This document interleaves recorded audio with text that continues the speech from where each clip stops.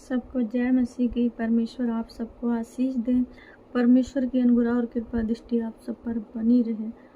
और मेरे पिता, आज जितने भी लोग तेरे कलाम को सुने मेरे साथ परमेश्वर प्रभु, सब के सब आशीषित हो यीशु मसीह के नाम में।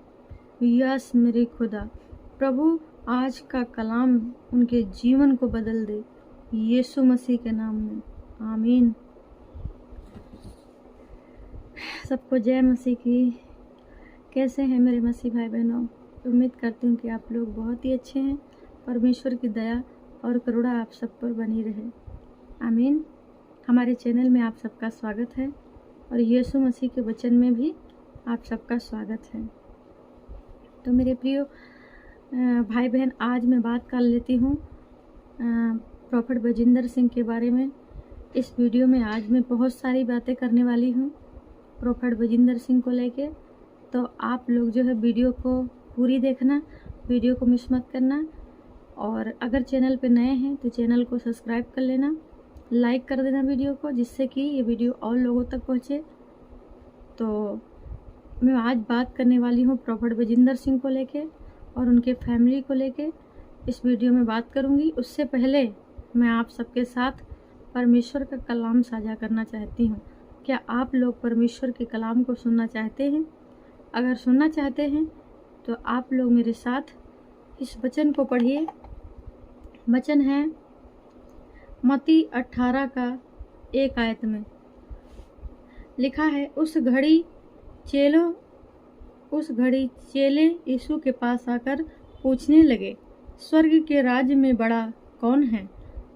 इस पर उसने एक बालक को पास बुलाकर उसके बीच में खड़ा किया और कहा, मैं तुमसे सच कहता हूँ कि जब तक तुम न फिरो और बालकों के समान ना बनो, तुम स्वर्ग के राज्य में प्रवेश करने नहीं पाओगे। हालेलुया।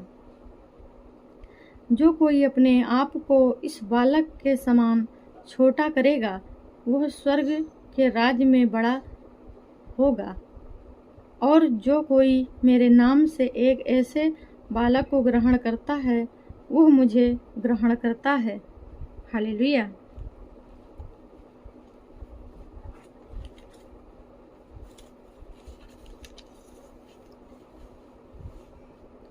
फिर जो कोई इन छोटों में से जो मुझ पर विश्वास करते हैं एक को ठोकर खिलाए, उसके लिए भला होता कि बड़ी चक्की का पाठ उसके गले में लटकाया जाता और वह गहरे समुद्र में डुबाया जाता। ठोकरों के कारण संसार पर हाय ठोकरों का लगना अवश्य है, पर हाय उस मनुष्य पर जिसके द्वारा ठोकर लगती है। यदि तेरा हाथ या तेरा पाँव तुझे ठोकर खिलाए तो उसे काट कर फेंक दे। टुंडा या लंगड़ा होकर जीवन में प्रवेश करना तेरे लिए इससे भला है कि 2 हाथ या 2 पाँव रहते हुए तू अनंत आग में डाला जाए। यदि तेरी आँख तुझे ठोकर खिलाए तो उसे निकाल कर फेंक दे। काना होकर जीवन में प्रवेश करना तेरे लिए इससे भला है कि 2 आँख रहते हुए तू नरक की आग में डाला जाए। हालेलुया। तो परमेश्वर का वचन इस प्रकार कहता है कि अगर हमारी एक आँख अगर पाप कराए तो उसे निकाल कर फेंक दे, ताकि पूरा और शरीर जो है वो नरक में जाने से बच जाए। अगर मेरा एक पैर एक हाथ पाप कराता है तो उसको काट कर फेंक दो, ताकि पूरा शरीर नरक में ना जाए। मतलब परमेश्वर का कहने का मतलब ये नहीं है कि तुम हकीकत में काट के फेंक दो। परमेश्वर का मतलब कहने का मतलब ये है कि अपने आप को बदलो, एक बालक की तरह छोटा समझो। छोटा जैसे बालक को इतना मतलब छोटा रहता है, उसी प्रकार तुम अपने आप को बड़ा मत समझो, छोटा समझो और बालक के तरीके बदलो। अपने आप को बदलो। जो पुराना स्वभाव था उसे छोड़ दो। अब तुम यीशु मसीह में आए हो तो यीशु मसीह को पहन लो, यीशु मसीह के पीछे चलो। उसी में भलाई है, उसी में जीवन है, उसी में सत्य है और वही जीवन की रोटी है। भाई पूरा शरीर नरक में जाने से अच्छा है कि हम अपने शरीर पे अपने हर एक चीज़ पे परिवर्तन करें, बदलाव लाएं, पाप की ओर ना जाएं, पाप से तौबा करें। हालेलुया। तो परमेश्वर कुछ इस प्रकार वचन में कहता है कि यदि तेरी आँख या हाथ या पैर एक तुझसे पाप कराए तो उसे काट कर फेंक दे, ताकि तेरे हाथ या आँख की वजह से तेरा पूरा शरीर नरक में न जाए। तो कहने के मतलब ये है कि काट के फेंकने का मतलब ये नहीं है। कहने का मतलब ये है, परमेश्वर का कहने का मतलब ये है कि अपने आप को बदल दे ताकि तेरा पूरा शरीर नरक में ना जाए। हालेलुया। झूठ बोलना छोड़ दो, गाली देना छोड़ दो, व्यभिचार करना छोड़ दो, पाप करना छोड़ दो, चोरी करना छोड़ दो। जितनी आज्ञाओं परमेश्वर ने मूसा को दिया था उतनी आज्ञाओं को फॉलो करो।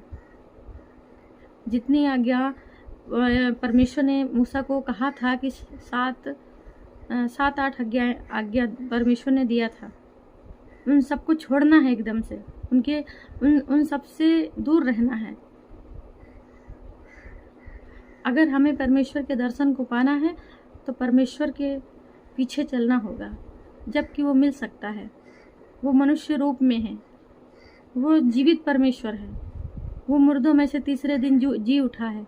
हमारा परमेश्वर जिंदा खुदा है, वो हम सबके बीच में चलता फिरता है और हमेशा हम सबके बीच में हमारी हिफाजत करता है।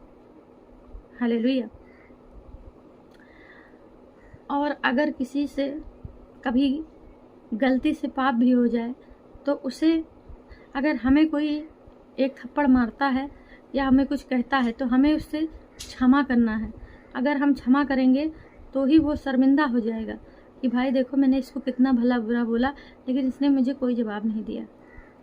फिर वो खुद ऑटोमेटिक शर्मिंदा हो जाएगा। तो क्षमा करने वाले बनो और परमेश्वर के पीछे चलने वाले बनो। हालेलुया। तो आई हो कि समझ में आ गया होगा आप लोगों को परमेश्वर का वचन। तो इस वचन के द्वारा परमेश्वर आप सबको आशीष दें। बात कर लेती हूँ प्रोफेट बजिंदर सिंह को लेके। उनके परिवार में इस समय बहुत ही ज़्यादा दुख है। आप लोग जिस प्रकार आप लोगों ने सुना ही होगा कि उनके पिता का देहांत तो हो गया और उनके पिता जो है काफ़ी दिनों से बीमार भी थे। बढ़ती उम्र और हर चीज़ की टेंशन भी, एक पिता को उसके बच्चे को जाने का गम भी होता है। और कोई भी हो, किसी का भी जवान बेटा अगर जेल चला जाए तो एक पिता और एक माता के ऊपर क्या बीतती है वो ही जान सकता है। तो कुछ चिंताएं थी, कुछ बढ़ती उम्र का भी था। तो आप तो सब जान ही गए हैं कि प्रोफेट बजिंदर सिंह के परिवार में कितना दुख है। एक तरफ पापा जी जो हैं, प्रोफेट जी जो हैं, वो जेल के अंदर हैं, दूसरी तरफ उनके पिताजी भी अब नहीं रहे इस दुनिया में। तो उनके घर पे कितना ज़्यादा इस समय दुख की लहर है। लेकिन फिर भी हम सब प्रार्थना करते हैं उनके परिवार के लिए कि परमेश्वर उनको संभाल के रखे, उनके परिवार को शांति दे और उनके स्वर्गवासी पिता को भी शांति मिले। परमेश्वर उनको शांति दे और अपने पास उनको रखे। साथ ही साथ प्रोफेट बजिंदर पापा जी के लिए भी हम सब दुआ करेंगे कि वो बहुत ही जल्द हम सबके बीच में हों। और एक और बहुत बड़ी बात मैं कहना चाहती हूँ कि देखिए, एक परमेश्वर, उनका जेल जाना कोई के अंदर इतनी दम नहीं है कि उन्हें जेल भिजवा सके। वो तो एक परमेश्वर की योजना थी जो प्रोफेट बजिंदर सिंह आज जो है जेल के अंदर है, क्योंकि परमेश्वर उनके द्वारा कोई बड़ा काम करने के लिए जा रहा है। और इसी कारण आप लोग सोचते हैं कि प्रोफेट बजिंदर सिंह को छूटने में इतनी लेट क्यों हो रही है, इतना ज़्यादा लेट क्यों हो रहा है। भाई देखो, परमेश्वर जो है निर्धारित समय पे उनको बाहर लाएगा।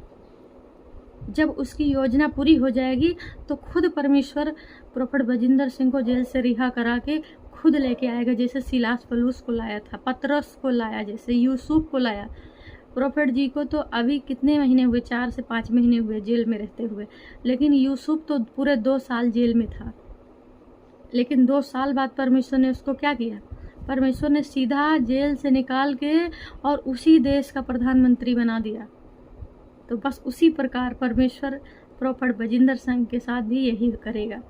देखना, जिस दिन प्रॉफेट बजिंदर सिंह जेल से रिहा होंगे उस दिन परमेश्वर उनके द्वारा बहुत बड़ा मिराकल करेगा, बहुत बड़ा चमत्कार करेगा।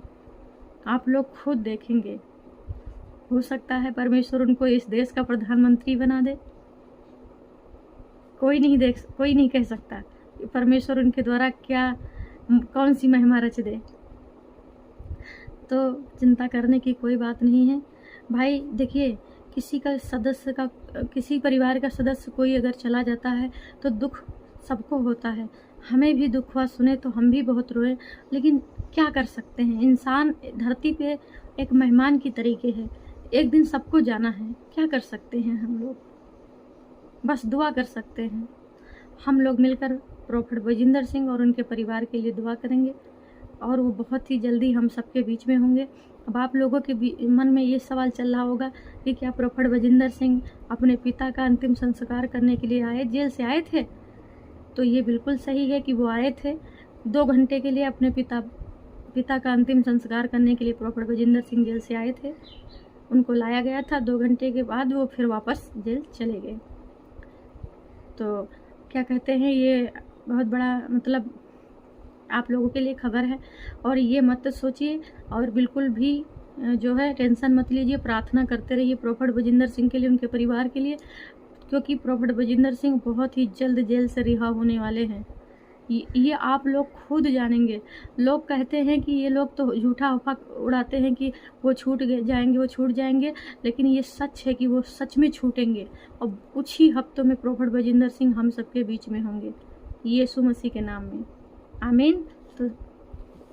तो आप लोग जो है विश्वास में बने रहिए और उनके परिवार के लिए प्रार्थना करते रहिए, ठीक है। और बाकी जो लोग वीडियो इस समय दिखा रहे हैं कि भाई प्रॉफेट बजिंदर सिंह बदल गए हैं, तो देखिए, बदल इंसान कोई भी होगा। जेल का खाना कैसा होता है और घर का खाना कैसा होता है, जेल में एक तो दूसरी बात, पहली बात तो उन्हें इतना टेंशन, जिसका पिता इस दुनिया में ना रहे उसको सोचिए उसके दिल पे क्या बीतती है। और दूसरी बात तो उनको क्या अपने बीवी बच्चों का याद नहीं आता है? उनको इस बात का टेंशन नहीं है कि उनको जेल हुआ है, उनको इस बात का टेंशन हो रहा होगा कि वो बेकसूर होकर भी जेल के अंदर है। क्योंकि जहाँ तक मैं जानती हूँ कि प्रॉफेट बजिंदर बाबा जी बिल्कुल निर्दोष हैं। उन्होंने कोई गुनाह किया ही नहीं, फिर भी वो सज़ा काट रहे हैं। खैर कोई नहीं, ये गुनाह किया है नहीं किया है ये तो परमेश्वर जानता है। परमेश्वर खुद न्यायी परमेश्वर है, वो खुद उनको निकालेगा जेल से बाहर। इससे हम लोग नहीं कुछ कह सकते हैं और ना हम लोग कुछ, हमारा अधिकार है कहने का। हालांकि जो है अब उनकी सेहत को लेके बात करते हैं तो कोई भी होगा, बाहर का जो घर का खाना होता है वो अलग तरीके होता है, जेल का खाना अलग तरीके का होता है, तो सबको नहीं पसंद होता है। दूसरी बात, उनको अपने परिवार की भी टेंशन है। तो भाई जाहिर सी बात है कि इंसान के शरीर पे थोड़ा मोड़ा फर्क तो पड़ेगा ही। बाकी चिंता करने की कोई बात नहीं है, परमेश्वर उनके साथ है और परमेश्वर रात दिन उनके साथ रहता है। 7 स्वर्गदूत उनके साथ हमेशा रहते हैं। तो हमें मनुष्य को चिंता करने की बिल्कुल भी ज़रूरत नहीं है, समझ रहे हैं। और उनके लिए दुआ करिए, उनके परिवार के लिए दुआ करिए, इतना आप लोग करिए बस। सुबह शाम घोषणा करिए कि प्रॉफेट बजिंदर सिंह जेल से रिहा हो चुके हैं। यीशु मसीह, मैं तेरे नाम से ये घोषणा करता हूँ कि प्रॉफेट बजिंदर सिंह जेल से रिहा हो चुके हैं।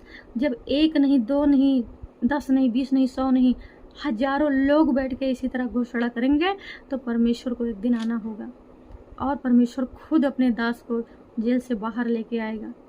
और आप लोग खुद देखना कि प्रॉफेट बजिंदर सिंह कुछ ही हफ्तों में, बहुत ज़्यादा दिन नहीं है, कुछ ही हफ्तों में प्रॉफेट बजिंदर सिंह जेल से रिहा होकर हम सबके बीच में होंगे। परमेश्वर की बड़े नाम की महिमा होगी और हम सब बड़े गवाही के साथ परमेश्वर के भवन में उपस्थित होंगे यीशु मसीह के नाम में, आमीन। तो चिंता मत करिए, प्रॉफेट बजिंदर सिंह जेल से रिहा होने वाले हैं। आप सबको खुशी की बात है और परमेश्वर आप सबको आशीष दें। सबको जय मसीह की।